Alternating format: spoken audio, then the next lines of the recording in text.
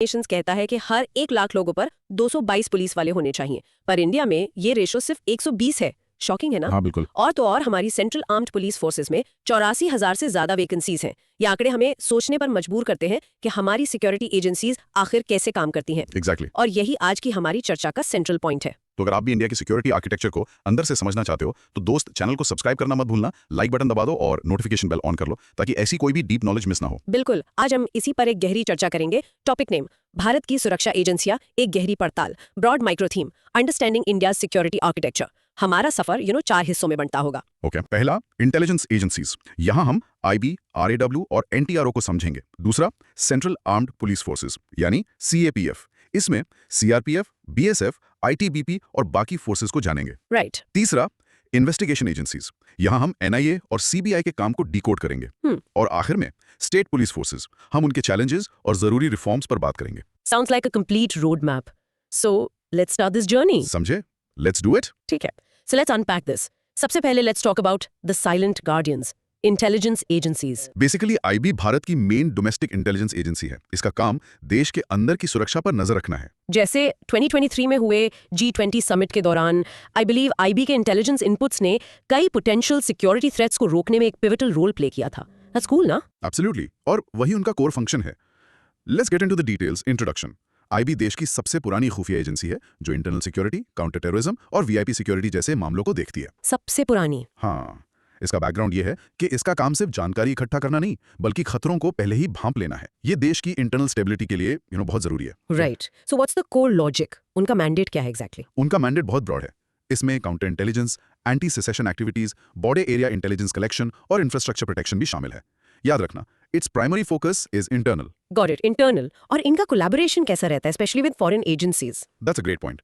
IB United states, UK और Israel जैसी foreign intelligence agencies के साथ भी कोलैबोरेट करती है। Oh really? हाँ, specially on counter terrorism and cyber security matters information sharing होती है। लेकिन इसके इश्यूज भी तो है। ट्रांसपेरेंसी और पॉलिटिकल इंटरफेरेंस की बातें हमेशा होती रहती हैं। बिल्कुल, दो बड़ी समस्याएं हैं, limited oversight and transparency and political interference, जिससे इसकी इफेक्टिवनेस कम हो जाती है। तो इसके लिए क्या रिफॉर्म सजेस्ट किए गए हैं? इसके लिए 2 मेजर रिफॉर्म सुझाए गए हैं। एक, पार्लियामेंट्री ओवरसाइट मैकेनिज्म बनाया जाए और दूसरा, यूके की MI5 की तरह ट्रांसपेरेंसी बढ़ाई जाए। सो इसका रियल वर्ल्ड इंपैक्ट क्या है? When IB does it's job well? जब आईबी अच्छा काम करती है तो देश में शांति बनी रहती है। G20 समिट इसका सबसे रीसेंट एग्जांपल है। It's proactive intelligence in action. So in short, IB is India's national security architecture का एक वाइटल कंपोनेंट जो चुपचाप देश को सुरक्षित रखता है। Perfect summary. सो एक क्वेश्चन, आईबी का मेन फोकस इंटरनल है, राइट? एग्जैक्टली। एक्सटर्नल के लिए रॉ है। एग्जैक्टली। ये डिस्टिंक्शन बहुत इंपॉर्टेंट है, इसको हमेशा याद रखना। आईबी देश के अंदर, रॉ देश के बाहर। लेकिन पॉलिटिकल इंटरफेरेंस का क्या मतलब है? Can you give a simple example? Good question. Imagine a situation जहां गवर्नमेंट आईबी को यूज करे to gather information on political opponents, not actual security threats. अच्छा। That's a classic example of political interference. Right. और MI5 जैसी transparency का क्या फायदा होगा? मतलब इन एजेंसीज को तो सीक्रेट रहना चाहिए ना? It's a balance. देखो, फायदा ये होगा कि अकाउंटेबिलिटी बढ़ेगी। It ensures the agency is working for the nation, not just the government of the day. Public trust भी बिल्ड होता है। What about its foreign collaborations? Does it mean IB operates outside India? Not operate but it collaborates, मतलब information share करती है on matters of mutual interest जैसे terrorism. Operation का काम RAW का है, ये सिर्फ कोलैबोरेशन है। राइट। और G20 समिट वाला एग्जाम्पल बिल्कुल परफेक्ट है ना, इसकी इंपॉर्टेंस शो करने के लिए। Absolutely, it shows proactive intelligence in action. कैसे एक थ्रेट को मटेरियलाइज होने से पहले ही न्यूट्रलाइज किया जाता है। Okay, so this is important. Now pause and practice saying this. IB is India's domestic intelligence agency focused on internal security, but it faces challenges like political interference and lack of oversight. Just try and rehearse this. It will help lock in the core idea. और mini recap के लिए, in short, IB Bharat की आंतरिक खुफिया प्रहरी है, लेकिन इसे और प्रभावी होने के लिए अधिक पारदर्शिता और स्वायत्तता की आवश्यकता है। ठीक है, अब चलते हैं इंडिया के जेम्स बॉन्ड की दुनिया में, RAW। रॉ भारत की प्राइमरी एक्सटर्नल इंटेलिजेंस एजेंसी है। जैसे हमने डिस्कस किया, इसका काम देश के बाहर से आने वाले खतरों पर नजर रखना है। राइट। इसका कोई रीसेंट एग्जांपल? हाँ बिल्कुल, हाल ही में 2023 में कनाडा के साथ खालिस्तान एक्टिविटीज को लेकर जो डिप्लोमेटिक टेंशंस हुए, उसमें रॉ द्वारा दी गई इंटेलिजेंस सपोर्ट काफी अहम थी। इंटरेस्टिंग। तो इसकी जरूरत क्यों पड़ी? पहले तो सब आईबी ही करती थी। करेक्ट। इसका इंट्रोडक्शन थोड़ा यूनिक है। रॉ को 1968 में बनाया गया था। इससे पहले एक्सटर्नल इंटेलिजेंस का काम भी आईबी ही देखती थी। तो what changed? The 1962 India China war. उसके बाद प्राइम मिनिस्टर इंदिरा गांधी के लीडरशिप में ये फील किया गया कि a dedicated external intelligence agency is needed. अच्छा, so it's a direct result of that conflict. Yes, background यही है कि 1962 वॉर के बाद हमें एक स्पेशलाइज्ड फॉरेन इंटेलिजेंस एजेंसी की सख्त जरूरत महसूस हुई। तो इसका कोर लॉजिक क्या है? What's the mandate? रॉ का काम है external intelligence gathering, counter terrorism, strategic analysis, covert operations और फॉरेन पॉलिसी को सपोर्ट करना। इसके इश्यूज क्या है? Same as IB? Pretty much. रॉ के सामने भी चैलेंजेस हैं। सबसे बड़ी है लैक ऑफ पार्लियामेंट्री ओवरसाइट। इसके अलावा टेक्नोलॉजी और ह्यूमन रिसोर्सेज जैसे रिसोर्स कंस्ट्रेंट्स भी हैं। और रिफॉर्म्स? सुझाव दिए गए हैं कि रॉ को एक क्लियर लेजिस्लेटिव बैकिंग यानी एक कानूनी आधार और ओवरसाइट दी जाए। और रिक्रूटमेंट का भी पॉइंट था, राइट? हाँ बिल्कुल, रिक्रूटमेंट सिर्फ पुलिस पर्सनल तक लिमिटेड ना रखकर टेक्नोलॉजी और साइबर सिक्योरिटी जैसे फील्ड्स के एक्सपर्ट्स को भी शामिल किया जाए। रियल वर्ल्ड इम्पैक्ट तो इसका फॉरेन पॉलिसी पर होता होगा। डेफिनेटली। रॉ की इंटेलिजेंस देश की विदेश नीति और स्ट्रेटेजिक डिसीजंस को शेप करती है। कनाडा वाला मामला इसका ताजा एग्जांपल है। तो कंक्लूजन ये है कि रॉ is India's first line of defence against foreign threats. बिल्कुल, पहली रक्षा पंक्ति। Okay, a few more questions on this. So आरएनआओ 1968 में बना था।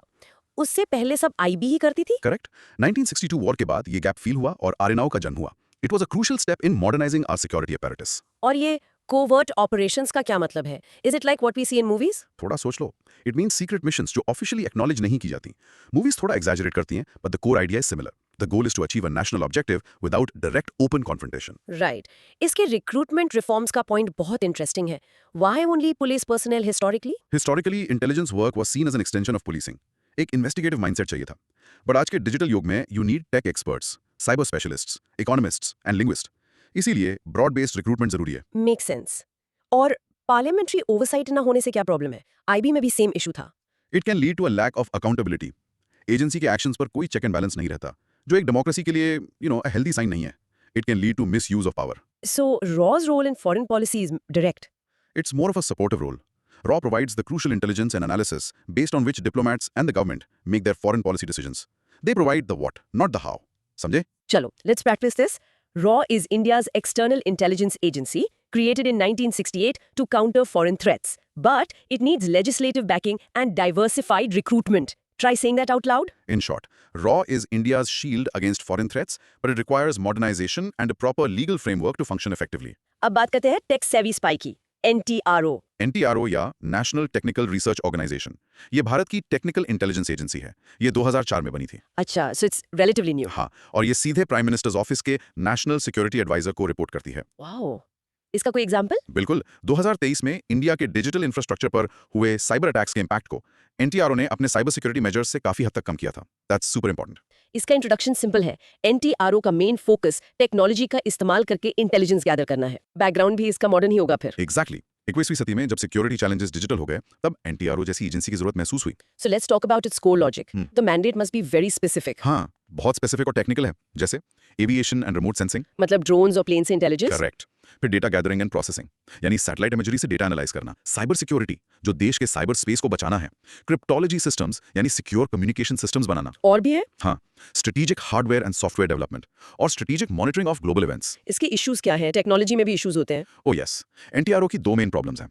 इंटर एजेंसी राइवलरी, यानी दूसरी एजेंसी से competition and poor information sharing. अच्छा। इसके अलावा एडवांस्ड साइबर थ्रेट से निपटने के लिए रिसोर्सेज भी कम है। रिफॉर्म्स? एक यूनिफाइड सुपरवाइजरी अथॉरिटी, शायद NSA के अंडर, बनानी चाहिए और स्पेशलाइज्ड टेक्निकल पर्सनल की अलग-अलग फील्ड से रिक्रूटमेंट होनी चाहिए। रियल वर्ल्ड इम्पैक्ट तो इसका साइबर वॉरफेयर में ही होगा। एग्जैक्टली। आज के टाइम में जब जंग साइबर स्पेस में लड़ी जाती है, NTRO जैसी एजेंसी का रोल क्रिटिकल हो जाता है। So to conclude, NTRO is India's tech shield, but it needs better inter-agency coordination to reach its full potential. so NTRO is all about technology, no human spies. Primarily, yes. It's about TechInt, yani technical intelligence. It analyzes signals, images, and data rather than relying on human sources. इसका मतलब NTRO raw और IB के साथ काम करती है? It's supposed to. लेकिन inter agency rivalry का मतलब है कि कई बार इनके बीच इंफॉर्मेशन शेयरिंग स्मूथ नहीं होती, which is a big problem. Data silos में रह जाता है। साइबर सिक्योरिटी वाला पॉइंट आज के टाइम में सबसे रेलेवेंट लगता है, right? Absolutely. From protecting our banking systems to critical infrastructure like power grids, NTRO's role is indispensable. Cryptology क्या चीज है? Can you simplify it? बिल्कुल। It's the art of writing and solving codes. NTROs secure communication channels बनाती हैं, जिससे हमारी sensitive information leak ना हो। बेसिकली डिजिटल कोड लैंग्वेज बनाना और तोड़ना। इसकी रिक्रूटमेंट रॉ की तरह होनी चाहिए, मतलब डाइवर्सिफाइड? इवन मोर सो। यहाँ आपको top coders, satellite imagery analysts और साइबर सिक्योरिटी एक्सपर्ट्स चाहिए। यूनिवर्सिटी कैंपसेस से डायरेक्ट रिक्रूटमेंट एक अच्छा आइडिया हो सकता है। Okay, let's do the practice cue. Practice this line. NTRO is India's technical intelligence agency, crucial for cybersecurity and satellite intelligence, but it suffers from poor inter-agency coordination. And for a quick recap, NTRO is India's eye in the sky and guardian of cyberspace, needing better collaboration to be more effective. तो अब तीनों agencies को समझने के बाद let's talk about the common problems and solutions. एक quick summary. हाँ, so shortcomings की बात करें तो 4 मेन पॉइंट्स हैं। नंबर 1, इंटरनल राइवलरीज, एजेंसीज के बीच कॉपरेशन की कमी। Right. 2, lack of accountability, transparency ना होने से पावर का गलत इस्तेमाल हो सकता है। 3 पॉलिटिकल इंटरफेरेंस, न्यूट्रलिटी कॉम्प्रोमाइज होती है। एंड 4 रिसोर्स कंस्ट्रेंट्स, यानी फंडिंग, टेक्नोलॉजी और मैन पावर की कमी। ठीक है, और इनके लिए रिफॉर्म्स नीडेड क्या है? रिफॉर्म्स भी सिस्टमैटिकली देखते हैं। पहला, लीगल फ्रेमवर्क। इन एजेंसीज को काम करने के लिए एक साफ कानूनी ढांचा मिलना चाहिए। नंबर 2, पार्लियामेंट्री ओवरसाइट, इनकी फंक्शनिंग पर पार्लियामेंट की नजर होनी चाहिए। 3, recruitment reforms, recruitment broad based हो, जिसमें साइंस, आईटी, कम्युनिकेशंस के एक्सपर्ट्स भी आएं, सिर्फ पुलिस से नहीं। Okay, 4th, a single supervisory authority, सभी एजेंसीज को कंट्रोल करने के लिए एक सिंगल अथॉरिटी हो, जैसे एनएसए या डायरेक्टर ऑफ नेशनल इंटेलिजेंस। फिर transparency. Yes. 5th is transparency, MI5 की तरह ट्रांसपेरेंसी को प्रमोट करना। And finally, empowerment with oversight, अधिकारियों को ज्यादा पावर मिले, लेकिन साथ ही उन पर निगरानी भी बढ़े। ये लीगल फ्रेमवर्क का क्या मतलब है? अभी इनका कोई लीगल स्टेटस नहीं है? आईबी और रॉ एग्जीक्यूटिव ऑर्डर से बनी है, उनके लिए कोई स्पेसिफिक एक्ट ऑफ पार्लियामेंट नहीं है, जैसे एनआईए के लिए है। एक प्रॉपर लॉ उन्हें क्लियर मैंडेट और लीगल प्रोटेक्शन देगा। अच्छा, और ये सिंगल सुपरवाइजरी अथॉरिटी से राइवलरीज कैसे कम होंगी? देखो, जब एक ही बॉस होगा तो कोऑर्डिनेशन बेहतर होगा, इन्फॉर्मेशन शेयरिंग के लिए क्लियर प्रोटोकॉल्स बनेंगे और एजेंसीज आइसोलेटेड होकर काम नहीं करेंगी। तो क्या इन सारी प्रॉब्लम्स का रूट कॉज पॉलिटिकल इंटरफेरेंस है? It's one of the biggest factors for sure. जब एजेंसीज इंडिपेंडेंट नहीं होंगी तो बाकी प्रॉब्लम्स जैसे लैक ऑफ ट्रांसपेरेंसी और अकाउंटेबिलिटी अपने आप बढ़ जाती हैं। रिक्रूटमेंट वाला पॉइंट हर एजेंसी के लिए कॉमन लग रहा है। Yes, because the nature of threats has changed. अब आपको सिर्फ फील्ड एजेंट्स नहीं, बल्कि desk bound analysts, tech wizards और डेटा साइंटिस्ट भी चाहिए। एक लास्ट क्वेश्चन, ट्रांसपेरेंसी और सीक्रेसी ये दोनों एक साथ कैसे चल सकती हैं एक इंटेलिजेंस एजेंसी में? Good question. It's a balance. Operational details secret रखी जाती हैं, लेकिन उनकी ओवरऑल फंक्शनिंग, बजट और पॉलिसी डिसीजंस पर ओवरसाइट हो सकती है। इससे अकाउंटेबिलिटी बनती है without compromising operations. In short, India's intelligence agencies need a major overhaul with a legal framework, parliamentary oversight, and modern recruitment to face 21st century challenges. Perfectly put. चलो, अब intelligence agencies से निकलकर ground पर चलते हैं। Let's talk about the central armed police forces या CAPFs। हाँ, ये वो फोर्सेस हैं जो देश की इंटरनल सिक्योरिटी और बॉर्डर मैनेजमेंट में एक क्रिटिकल रोल प्ले करती हैं। इनमें तो बहुत सारी फोर्सेस आती हैं। Let's go one by one. सबसे पहले CRPF। सीआरपीएफ यानी central reserve police force Bharat की सबसे बड़ी पैरामिलिट्री फोर्स है। इसका मेन काम इंटरनल सिक्योरिटी और लॉ एंड ऑर्डर मेंटेन करना है। इसका एग्जाम्पल? छत्तीसगढ़ और झारखंड में लेफ्ट विंग एक्सट्रीमिज्म यानी नक्सलिज्म के खिलाफ ऑपरेशंस में सीआरपीएफ का लीडिंग रोल है। उनके ड्यूटीज क्या है? मेजर ड्यूटीज हैं काउंटर इंसर्जेंसी, एंटी नक्सल ऑपरेशंस, राइट कंट्रोल और इलेक्शन सिक्योरिटी। बेसिकली कंट्री की internal backbone. Next ITBP। Indo Tibetan border police, ITBP India China border की रक्षा करती है, टफ हिमालयन टेरेन में। इनका कोई यूनिक एस्पेक्ट? हाँ, ये माउंटेनियरिंग, स्कीइंग और डिजास्टर रेस्क्यू में ट्रेंड होते हैं। हिमालयन अर्थक्वेक्स में ये फर्स्ट रिस्पॉन्डर्स होते हैं। और ड्यूटीज? हाई ऑल्टीट्यूड्स पर सर्वेलेंस, इंटेलिजेंस गैदरिंग और बॉर्डर पेट्रोलिंग। फिर आती है BSF। Border security force, BSF India के बॉर्डर्स को पाकिस्तान और बांग्लादेश के साथ गार्ड करती है। इसका एग्जाम्पल तो वाघा बॉर्डर सेरेमनी है, राइट? हाँ बिल्कुल, और वेस्टर्न बॉर्डर्स पर एंटी टनलिंग ऑपरेशंस के लिए भी जानी जाती है। उनकी ड्यूटीज हैं इन्फिल्ट्रेशन यानी घुसपैठ और स्मगलिंग को रोकना। JNK और नॉर्थ ईस्ट में काउंटर इंसर्जेंसी रोल्स भी हैं। Okay, what about CISF? Central industrial security force, CISF देश के क्रिटिकल इंफ्रास्ट्रक्चर जैसे एयरपोर्ट्स, सीपोर्ट्स, मेट्रोज और न्यूक्लियर प्लांट्स को सिक्योरिटी देती है। जैसे दिल्ली मेट्रो या मेजर एयरपोर्ट्स। एग्जैक्टली। ONGC और BARC जैसे इंस्टॉलेशंस की सुरक्षा भी CISF के पास है। उनकी ड्यूटीज हैं इंडस्ट्रियल सिक्योरिटी, फायर सेफ्टी और VIP प्रोटेक्शन। SSB ये कहाँ होती है? सशस्त्र सीमा बल, SSB इंडिया के बॉर्डर्स को नेपाल और भूटान के साथ गार्ड करती है। अच्छा, द पीसफुल बॉर्डर्स। यस, इन्हें बॉर्डर विलेजेस में स्टेट का फ्रेंडलीस्ट फेस माना जाता है, क्योंकि ये लोगों से अच्छा कांटेक्ट बनाते हैं। इनका काम है ट्रांस बॉर्डर क्राइम्स और स्मगलिंग रोकना।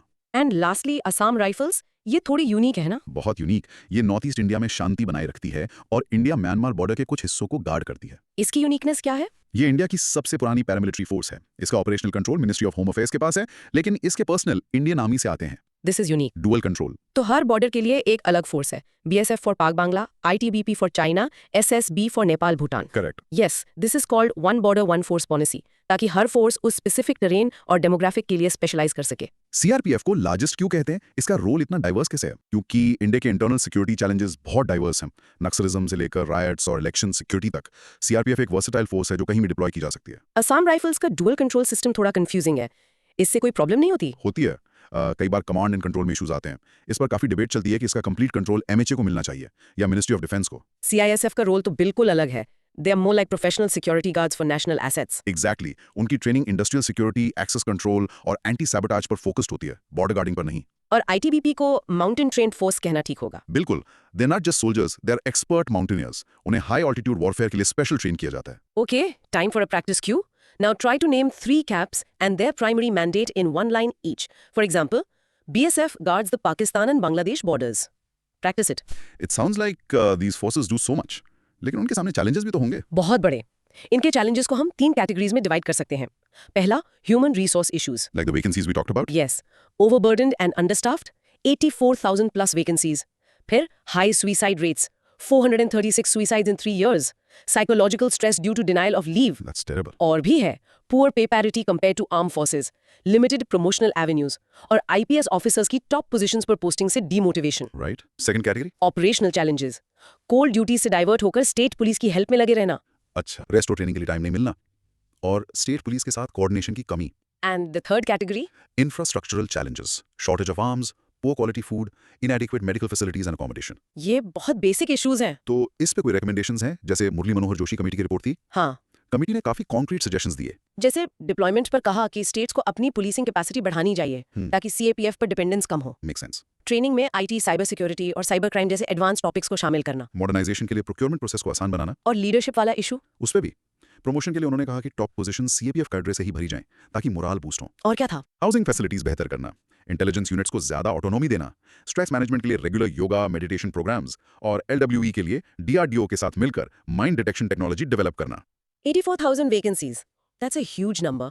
इसका डायरेक्ट इम्पैक्ट तो ऑपरेशंस पर पड़ता होगा। डेफिनेटली, इससे एग्जिस्टिंग पर्सनल ओवरबर्डन्ड होते हैं, उन्हें लीव नहीं मिलती, जिससे स्ट्रेस और सुसाइड रेट्स बढ़ते हैं। It's a vicious cycle.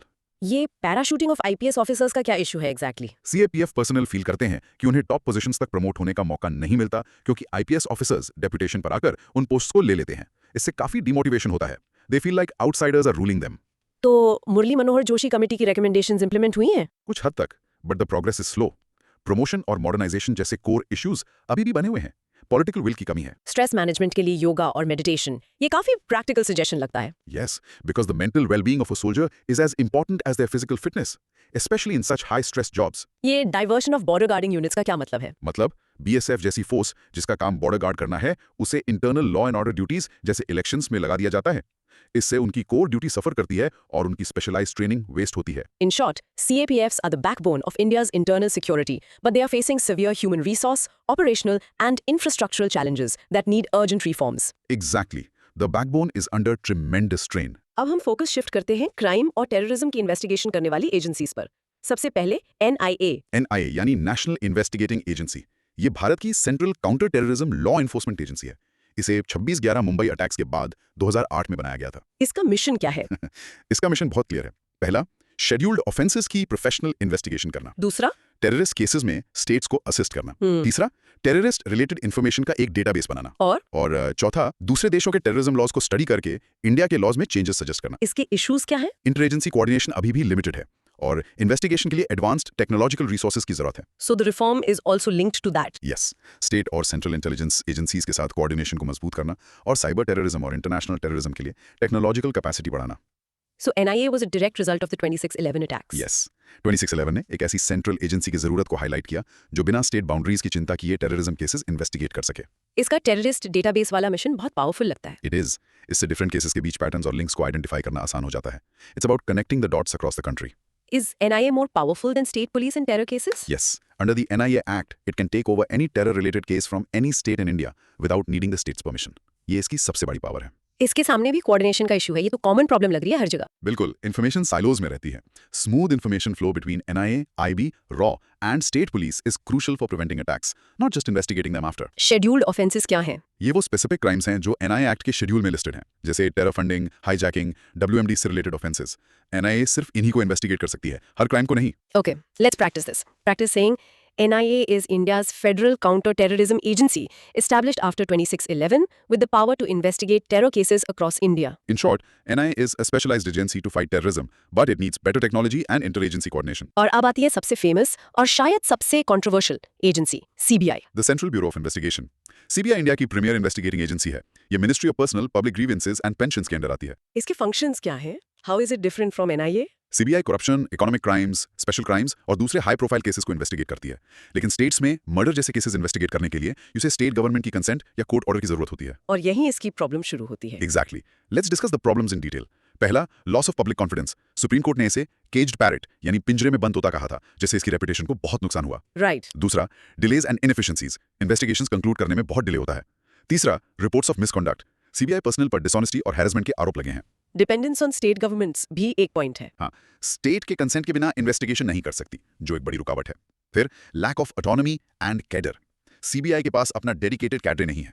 ये आईपीएस ऑफिसर्स पर डिपेंड करती है जिन पर गवर्नमेंट का इन्फ्लुएंस रहता है। और सबसे बड़ा issue vulnerability to government influence. सरकार सीनियर ऑफिसर्स की पोस्टिंग कंट्रोल करती है, जिससे एजेंसी की इंपार्शियलिटी पर सवाल उठते हैं। So what's the way forward? Simple reform suggest किए जाते हैं। सीबीआई को एक ऑटोनॉमस लीगल फ्रेमवर्क मिलना चाहिए, पॉलिटिकल इंटरफेरेंस बंद होना चाहिए, सीबीआई का अपना कैडर ऑफ ऑफिसर्स होना चाहिए और पार्लियामेंट्री ओवरसाइट के साथ ऑटोनॉमी देनी चाहिए। केज्ड पैरेट, ये टर्म तो बहुत स्ट्रांग है। सुप्रीम कोर्ट ने ऐसा क्यों कहा? क्योंकि कोर्ट ने महसूस किया कि सीबीआई अपने पॉलिटिकल मास्टर्स की आवाज बोलती है, न कि सच्चाई की।